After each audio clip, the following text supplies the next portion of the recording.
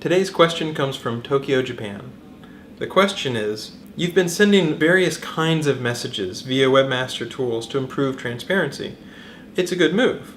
How many types of messages do you send, and how do you decide what message you send? Great question. So I can share a little bit of stats. At this point, we do send hundreds of thousands of messages each month.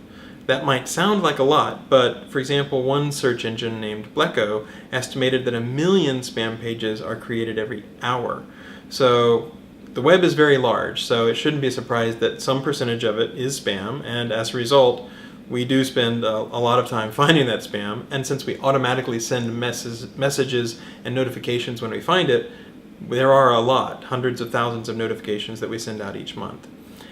There's a lot of different categories of spam. They're covered in our Webmaster guidelines, everything from cloaking to scraping to sneaky JavaScript redirects, paid links, all sorts of stuff.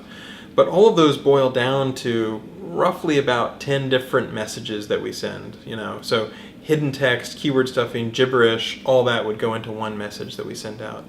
I can share some stats from earlier this year, from January and February. Out of the hundreds of thousands of messages that we sent over that time period, roughly 90% of those were for what we call black hat. That's pure, egregious spam, clear cut. Anybody sufficiently tech savvy would probably be able to recognize that it's spam. It's the stuff that you think of as traditional junk that you just don't want to show up in your web results because it is very clearly spam. About 4% of the messages were because the content had little or no added value, and so it's not ranking as highly in our search results. About 3% of the messages that we sent were related to hacking. So hacking is a big attack as far as black hats, and even though it's illegal, there's a lot of people that do that, trying to promote their pharmacy pills or whatever, that sort of thing. So about 3% of those messages were related to hacking.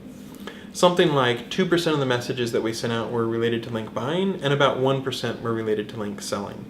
So overall, between 2 and 3% related to links and link spam overall, about buying and selling links.